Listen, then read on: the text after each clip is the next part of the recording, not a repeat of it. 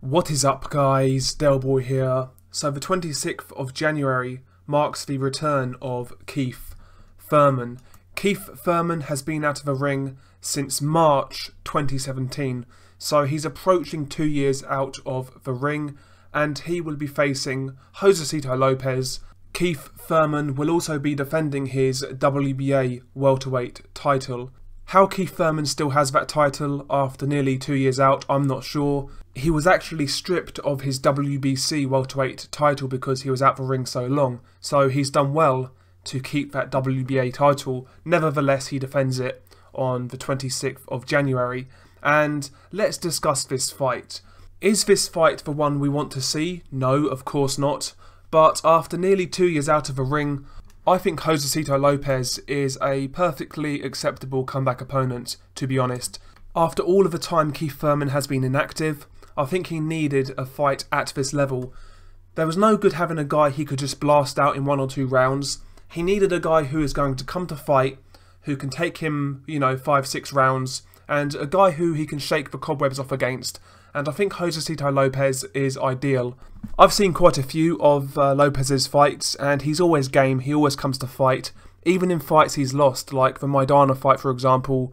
That was a fight where he was expected to lose, but he went in there, gave it a good go, had success, and made it a tough night for Marcus Maidana. Even in the Canelo Alvarez fight, Lopez actually fought Canelo Alvarez, and that was a joke fight. Alvarez was way too big, he was way too strong. Lopez does not belong at 154, but, he fought Alvarez, he got decisively beaten, but he still gave it a go. He was still letting his hands go. He's not a guy who will come to lay down, that's what I'm trying to say. So he should be able to give Keith Thurman a few problems, to be honest.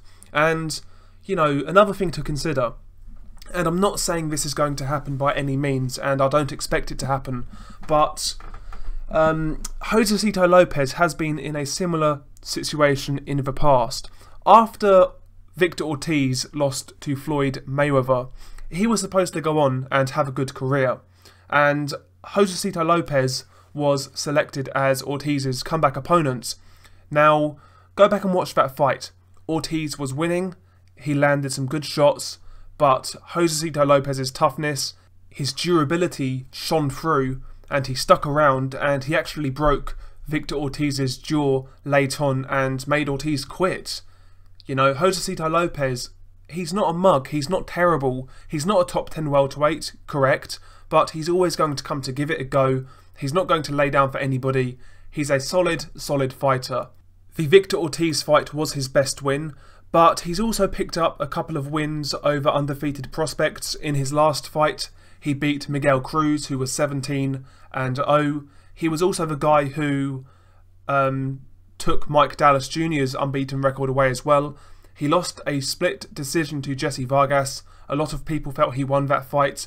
So throughout Josesito Lopez's career, he has had a few good results here and there. He's a good fighter.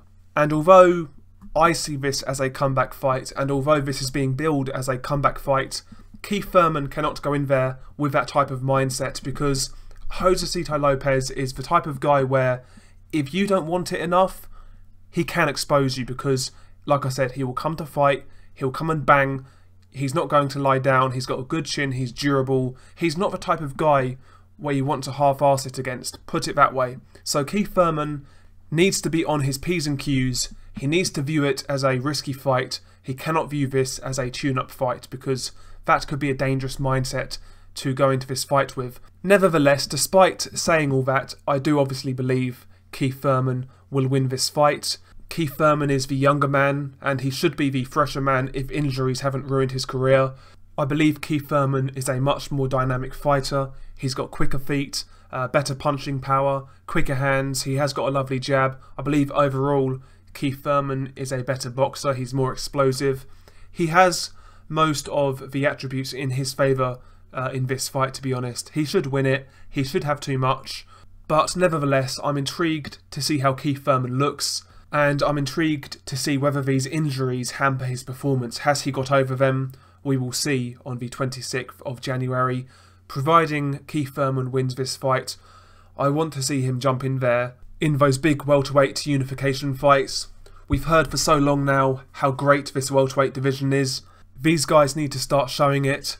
Presuming Thurman wins, I want to see him fight the likes of Terence Crawford, Errol Spence, Sean Porter, etc, etc. These fights need to happen, and they need to start happening this year, to be quite honest. Hopefully we get a couple of these fights in 2019. I won't hold my breath, but, you know, I've got my fingers crossed, put it that way. In regards to the undercard, there's a few things there to look out for. Adam Kownacki is fighting Gerald Washington. That's a decent test, but you'd imagine Adam Kownacki will have a bit too much pressure, too much volume, and overall he's a more hungry fighter. You'd imagine Kownacki will win that fight, but I think Washington will make it tough early on. Also on the card, we have a featherweight fight between Tugsogd Nyambar and Claudio Marrero. That's a decent fight. Nyambar looks quite a good prospect. He's 10-0, he's a big puncher, and this is quite a step up. Claudio Marrero is a solid enough fighter. I'm looking forward to that fight, actually. Also on the card, you have a few prospects here and there. You know, guys like Antonio Russell and Gary Antoine Russell. I believe they are both relations to Gary Russell Jr. So it's not the strongest card, but it's boxing. I will give it a watch. Share your thoughts below. Peace.